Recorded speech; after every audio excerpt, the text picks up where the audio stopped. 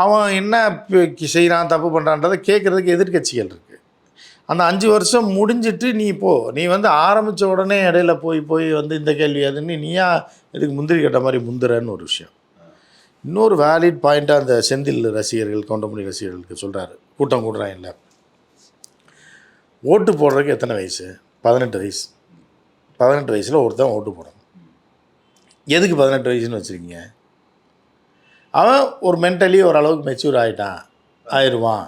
இந்த 18 வயசில் அவனுக்கு கொஞ்சம் விவரம் தெரிஞ்சிடும். அப்புறம் யார் டபுள் ஆளணுன்னு அவன் தேர்ந்தெடுக்கக்கூடிய வயசு வந்துருச்சுன்னு சொல்கிறீங்க. அதுக்கு தான் அந்த 18 வயசு வச்சுருக்கீங்க. அப்புறம் எதுக்கு அந்த 18 வயசுக்காரனுக்கு போய் ஊட்டுற நீ? அவனுக்கா புரிஞ்சுக்கிற தெரியாதா? அவனுக்கு அறிவு இல்லையான்னு கேட்குறாரு. புரியுதா? 18 வயசு ஆச்சுன்னா அவனுக்கு அறிவு வளர்ச்சி அடைஞ்சிரும், கொஞ்ச நாளும் இதாகிரும் அப்படின்ற ஒரு இது இருக்கு இல்லையா? அப்படி இருக்கும்போது அவனுக்கு நீ என்ன சொல்ல வரன்னு கேட்குறாரு. அவனே அப்போ என்ன புரியுதா அப்படின்னு? எதுக்கு போய் பிரச்சாரம்லாம் பண்ணி இல்லை 18 வயசில் ஒருத்தன் அப்போ வந்து அவனுக்கு வந்து புரிகிறதுக்கு தான் வயசை 18 ஆகிருங்க. அப்போ என்ன சொல்ல வர்றாருன்னா 30 ஆக்கிருங்க. இப்போ அடுத்து நம்ம கேட்போம், 18 வயசுலேயும் தற்கொலையாக தாங்க இருக்குது இந்த பயவில் அப்படின்னு சொல்லி கேட்கும்போது அப்போ வயசை ஏற்றுன்றதை சொல்லாமல் சொல்கிறாரு. இல்லை, ஆக்சுவலாக வந்து இதுக்கு முன்னாடி 21 வயசு இருந்தது இல்லைண்ணே. 21 வயசை வந்து 18 வயசு ஆகினப்போ தான் எல்லோரும் வந்து நாங்களும் இனிமேல் ஓட்டு போடலான்னு சொல்லி வந்தாங்க. முதல்ல 21 வயசு இருந்தது.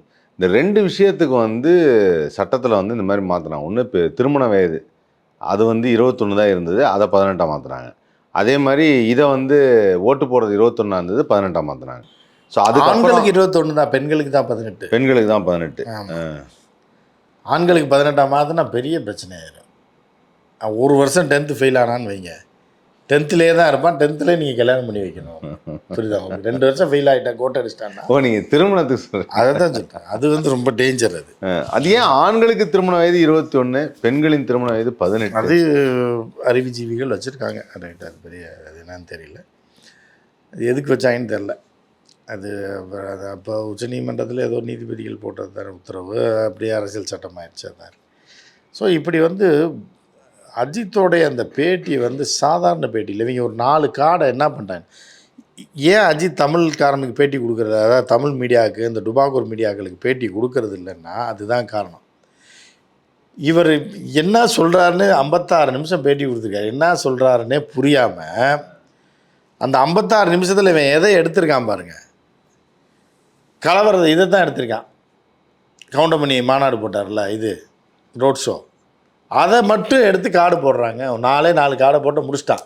அப்போ விஜய் குடும்பத்தை பற்றி பேசினது ஒரு குடும்பத்தோட வேல்யூனா என்ன, ஒரு அரசியல் எப்படி இருக்கணும். அஜித் குடும்பத்தை பற்றி, சாரி அஜித், நான் விஜய்னு மாற்றி சொல்லுவேன், ஏன்னா கவுண்டமணி பற்றி நம்ம பேசுகிறேன். ஆமாம். அப்போ வந்து என்ன அப்படின்னு பார்த்தீங்கன்னா, இதை கேட்டு கவுண்டமணி என்ன நினைப்பாரு தெரியல. அவர் நினச்சி அவருக்கு தெரியும் யாரை சொல்ல வராங்கன்னு. ஸோ நம்ம பேரை பயன்படுத்தியிருக்காங்க, தவறாக பயன்படுத்தல, அது வரைக்கும் சந்தோஷம் நினைச்சேன். ஆமாம். சரி, இப்போ அஜித் அவர் குடும்பத்தை பற்றி பேசியிருக்காரு, ரேசிங் பற்றி பேசியிருக்காரு, தன்னம்பிக்கையை பற்றி பேசியிருக்காரு, எப்படி இப்போ ரசிகர்கள் எப்படி நடந்து கொள்ளணும் அப்படின்றதுல முக்கியமான பாயிண்ட் ஒன்று சொல்கிறாப்புல. என்ன சொல்கிறாப்புலன்னா, இங்கே பாரு, இப்போ முதல்ல உன்னோட கேரியர் முக்கியம், உன்னோட படிப்புன்னு சொல்ல வரல. அவர் வந்து உனக்கு இத்தனை வயசு ஆச்சுன்னா நீ அடுத்து உன் குடும்பத்தை பார்க்கணும், கரியர் முக்கியம்.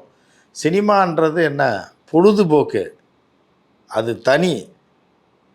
அதை கொண்டு போய் எதுக்கு இதில் போய் பொருள்ன்றார். இது வந்து என்னென்னா, இவர் யாருக்கு கவுண்டர் கொடுக்குறாருன்னா அந்த நபருக்கு கொடுக்குற அளவுக்கு சீப்பாக பேசியிருக்க மாட்டார். இருந்தாலும் அந்த கட்சிக்கு தான் கொடுக்குறாருன்னு அர்த்தம், இந்த ஈசிஆர் கட்சிக்கு.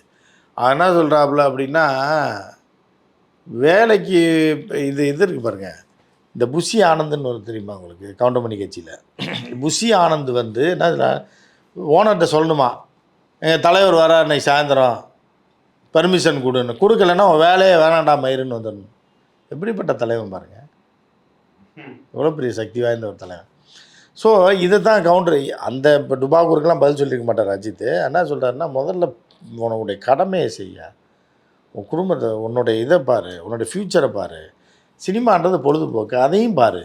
அதை பொழுதுபோக்காக மட்டும் தனியாக வச்சுப்பார், அதை கொண்டு போய் இதோட மிக்ஸ் பண்ணாதுன்றப்ப எவ்வளோ பெரிய ஒரு விஷயம். ஒரு பீக்கில் இருக்கக்கூடிய ஒரு நடிகர் வந்து எதையெல்லாம் இந்த தமிழ்நாட்டுக்கு தேவையோ, எதையெல்லாம் செய்ய வேண்டுமோ, அதையெல்லாம் யார் பேசுகிறா, எவ்வளோ மெச்சூரிட்டியோட பேசுகிறான்னா அஜித். ஆனால் அரசியலுக்கு வந்திருக்கிறது யார்? கவுண்டமணி. புரியுதா உங்களுக்கு? இது எதுவுமே தெரியாத ஒரு தற்குறி தலைவனாக வந்திருக்கு. இப்போ ஏன் அந்த பேட்டி கொடுக்குற மீடியாவை தான் சாடுறாப்புல? என்னென்னா ஒரு விஷயத்தில் இருந்ததுன்னா அங்கே ஃபோக்கஸ், இவங்க எங்கே கேமரா வைக்கிறாங்கன்னு தெரிலன்றாப்புல, பயமாக இருக்குன்றாப்புல. எனக்கெல்லாம் வந்து என் ஃபேமிலியோடு வெளியில் போகிறக்கே பயமாக இருக்குது. அது எப்படி சொல்கிறா பாருங்க, இவன் ரசிகரா, இவன் என்ன சைக்கோவா? அவர் ரசிகரையும் சேர்த்து தான் சொல்கிறார், அது பொதுவாக தான் சொல்கிறார். நான் ஃபேமிலியோட பிள்ளைக்குட்டியோடு நான் வெளியில் போகிறேன்னா சில இடத்துல ஸ்கேரியாக இருக்குது, பயமாக இருக்குது. ஏன்னா இவன் காட்டு மிராண்டியாக இருக்கான், வந்து பாயிறான் மேலே. ஆமாண்ணா, அது ஒரு இடத்துல சொல்லியிருந்தார். அதான் ஆக்சுவலாக என்னன்னா, ஏதோ ஒரு கை கொடுக்கறதுக்காக வந்து வெளியில் போனப்போ ஒருத்தன் வந்து பிளேடால் வச்சு கீறி இருக்கான் அஜித்தோட கை. ஐயோ, பிளேடால் வச்சு கீறி அவர் சொல்கிற ரத்தம் வந்தது கையில். ஸோ அது வந்து இப்போ அவன் பாயிண்ட் ஆஃப் வியூவில் என்ன நினைக்கிறான்னா, நான் என் தலைவனை பார்த்ததுக்கான ஒரு தழும்பே உருவாக்கிட்டேன்னு நினைக்கிறான். அதான் இல்லை, அந்த மாதிரியான ஒரு சைக்கோவாக இருக்காங்க. ஆனால் இது நானும் வந்து பார்த்துருக்கேன் நேரில். இது அவர் சொன்னதாக ஒரு நியூஸில் பார்க்குறேன். நான் நேரில் பார்த்தப்போ ஒரு தடவை வந்து நம்ம கார்த்தி இருக்கார்ல, சிவகுமார் பையன், அவர் வந்து இந்த அலெக்ஸ் பாண்டியன் ஒரு படம் வந்து இது பண்ணும்போது ஃபேன்ஸ்லாம் வரான். ஒரு அம்மா ஒரு அம்மா இல்லை, ஒரு ஆள் வந்து கிள்ளிட்டு போகிறாப்புல. கிள்ளிட்டுன்னா சும்மா இப்படிங்கிறது இல்லை, செல்லம்மா கிள்ளி திருவிட்டு கார்த்தி வந்து கிள்றாப்புலங்க, ஒரு மாதிரியா இருக்கு எனக்கு அப்படின்னாரா, வலிக்குதுங்க அப்படின்னாரு. அப்போதான் தெரிஞ்சுது, அப்போ சும்மா பார்க்கல, ஒரு காயத்தை ஏற்படுத்தி. இப்போ அதாவது என்னன்னா, இப்போ அந்த ஃபேனை பற்றி ஒரு 4 நாள் யோசிப்பார். இந்த கிள்ளி ரத்தம் கட்டிடுச்சுன்னு வச்சுக்கோங்களேன், கிள்ளிட்டாங்க அந்த ஒருத்தன் வந்து கிள்ளான் தெரியுமா, அந்த ஒருத்தன் வந்து கிள்ளனா அவனை பற்றி யோசிச்சுட்டு இருப்பார்ல, அது அந்த ஒரு உணர்வு. இது எனக்கு ஒரு சம்பவம் நடந்துச்சு ஒரு 25 வருஷத்துக்கு முன்னாடி. எஸ்வி சேகர் இருக்கார், எங்கள் அண்ணன் எஸ்வி சேகர் மதுரைக்கு வந்திருக்கார். தினமலர் பத்திரிகையில் இருக்கேன் நான். இருக்கும்போது எஸ்வி சேகருடன் ஒரு நாள் அப்படின்ற மாதிரி ஒரு பிளான் பண்ணுறோம். இப்போ நான் சொல்கிறது 91 நினைக்கிறேன். சரின்னு சொல்லி ஒரு அம்பாசிடர் காரில் போகிறோம். பல ஏரியாக்களுக்கு போகிறோம். ஏரியாக்களில் போனோன்னே ரசிகர்கள் இவர் இறங்கினா எப்படி ரியாக்ட் பண்ண. அப்போ எஸ்வி சேகர் பீக்கில் இருக்காப்புல, இருக்க நாடகம் போட்டுட்ருக்காரு. எஸ்வி சேகர் அப்போ பீக்கில் இருக்க காலகட்டம். ஓரளவுக்கு எஸ்வி சேகர்னால் ஒரு பெரிய நடிகரில் பெரிய நடிகர். போகும்போது ஒரு இடத்துக்கு போகிறோம், ஒரு ஏரியாவுக்கு போகிறோம். ஒரு லோவர் மக்கள் வசிக்கக்கூடிய, ஏழை மக்கள் வசிக்கக்கூடிய ஏரியா. போனால் என்ன பண்ணிட்டாங்கன்னா, இவர் இருந்தார், கை காட்டினார். இறங்குறதுக்குள்ளே பிக்கிற மாதிரி வந்துட்டாங்க. இறங்கலை, அப்படியே வண்டிக்குள்ளேயே உட்காந்துட்டார். கண்ணாடி மட்டும் ஒரு சைடு டோர். அப்போ வந்து இந்த சுற்றுற டோரில் திறந்து வச்சுட்டு எல்லாம் கை கொடுத்துட்டாரு. வண்டி எடுப்பா, ரொம்ப கூட்டம் வந்து எல்லாம் உள்ளே மண்டையை விட்றாங்க. உடனே என்ன பண்ணான் ஒருத்தர், எஸ்வி சேகர் வந்து ஓத்தாங்கம்மான்னு வச்சுக்கிட்டார். வச்சுக்கா டீசெண்டாக வந்து எஸ்வி சேகர் அப்போ வந்து நீட்டாக இருப்பார் தெரியுமா, பைலட் மாதிரி இருப்பார். நல்லா சிகப்பா அழகா இன் பண்ணி எல்லாம் போட்டிருப்பார். கையை வந்து அம்பாசிடர் காரை உள்ளே விட்டாங்க. உள்ளே விட்டு குளுக்குறேன்னு சொல்லி மேலே அடிச்சா பாருங்க. அம்பாசிடர் கார் இரும்பில் செஞ்சது, இப்போ உள்ள கார் மாதிரிலாம் கிடையாது. அடித்தது சரியான அடி, நரம்பில் அடிச்சு. ஐயோ நான் கையை விட்றான், கிளாஸ் ஏற்றுறான் வண்டி ஏடுறா மேலே போகலாம். இப்படி பண்ணிட்டான். என்ன காட்டு மராண்டி பயிர்களாக இருக்காங்க. நான் ஏது என்ன ஆச்சுண்ணா, இந்த எப்படி அடிச்சான் பாருங்க, வீங்கிடுச்சு, இப்படியே பனியான மாதிரி வீங்கிடுச்சு. ஏண்டா கையை கொடுக்குறேன்னா, கையை கொடுத்தா கையை ஏண்டா பிடிச்சி ஆட்டுற காருக்குள்ளே இருக்கவங்க கையை. சரி நம்ம போகலாம், இங்கெல்லாம் வேணாம், வாங்க நீங்கள் வாங்க, வேறு இடத்துல போய் ஃபோட்டோ எடுப்போம். அப்புறம் வேறு இடத்துக்கு கூப்பிட்டு போகணும். அசிங்கமாக வச்சுக்கிட்டே வந்தார். ஏன்னா அந்தளவுக்கு வலி அவருக்கு. ஆமாம், வலியும் வேதனையும் தாங்க முடியாது. ஒரு எஸ்வி சேகரே அசிங்கமாக வைய விட்டுருக்காங்க. என்ன பாருங்க, ரசிகர்கள் எவ்வளோ கொடூரமா இல்லை சொல்லிட்டு இந்த அளவுக்கு ரொம்ப இதாகிடுச்சு. இல்லை, அது அதே மாதிரி இந்த கை கொடுக்கும்போது சமயத்தில் இந்த மோதிரம் போட்டிருக்கிறது இருக்குல்ல, சில பேர் ஹலோ சார் எப்படி இருக்கீங்க, சில பேர் பார்த்து ரொம்ப பிடிச்சிருக்கான். ஹலோ சார், கை வலி உயிர் போய்ட்டு நல்லா வச்சு நெருக்கி மோதிரத்தை எதையும் வச்சு நெருக்கி விட்றாங்க, நெருக்கி விட்றது, கிழிச்சு விட்றாங்க. இதான் மோதிரத்தை வச்சு உசுக்க முன்னாடிங்க. ஐயோ, ஹியூமன் கேட்டல்ஸ் மாதிரி ஒரு இதை பார்க்கவே முடியாது. அதுதான் இப்போ வந்து என்னென்னா, தமிழக அரசியலுக்கு வர வேண்டியவர் அஜித் தான், விஜய் கிடையாது அப்படின்றது இந்த பேட்டியில் வந்து தெல்ல தெளிவாக அறிவுபூர்வமானவர்கள் இந்த பேட்டியை கேட்டாங்கன்னா இப்படி தான் ஒரு தலைமை இருக்கணும். நான் எதுக்காக சிங்கப்பூரை சொன்னேன் தெரியுமா, முதல்ல மக்களை புரிந்து கொண்டு இந்த மக்கள் ஒவ்வொருத்தரும் திருந்தணுன்றார் அஜித். அந்த பேட்டியில் என்ன சொல்கிறாருன்னா, நீ உரிமைன்னு போராடுற இல்லை, உன்னுடைய கடமையை செஞ்சியா நீ முதல்ல?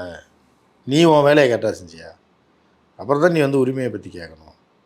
அப்போ 18 வயசுக்காரனுக்கு ஓட்டு போட உரிமை கொடுத்துருக்கேன். ஏன்னா அவனால் ஜட்ஜ் பண்ணி இவர் நமக்கு நல்லது செய்வார், இப்போ கெட்டது செய்வார் என்னன்னு பார்த்து ஓட்டு போடுற அளவுக்கு உனக்கு வயசு தான் வருதுன்னு சொல்கிறீங்க. அப்படி சொல்லும்போது உனக்கு எதுக்கு ஒருத்தன் தலைவன் வந்து ஊட்டி விடணுமா? கொள்கை இதையும் அதையும் சொல்லணுமா? அப்படின்னு சொல்லி விஜயை கிளின்னு கிழிச்சிருக்காப்புல அப்படின்னு எல்லாரும் சொல்கிறாங்க.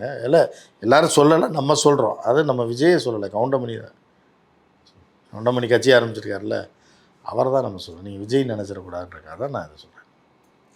அதனால் அரசியலுக்கு வர வேண்டியவர் அஜித் தான், மாறி கவுண்டமணி வந்துட்டார். ஆனால் இப்போ வந்து இப்போ இருக்கிற காலகட்டங்களில் இப்போ ரீசெண்டாக நம்ம வந்து இந்த 2K கிட்ஸ் பற்றி பேசும்போது ஒரு விஷயம் சொன்னீங்கல்ல, அந்த மாதிரி இல்லை. ஒரு அதாவது என்னென்னா இதுதான் சரி அப்படின்னு நினச்சிக்கிட்டு வாழக்கூடிய ஒரு கூட்டம் இருக்குது. மற்றவங்கள்ட்ட கேட்குறதெல்லாம் கிடையாது.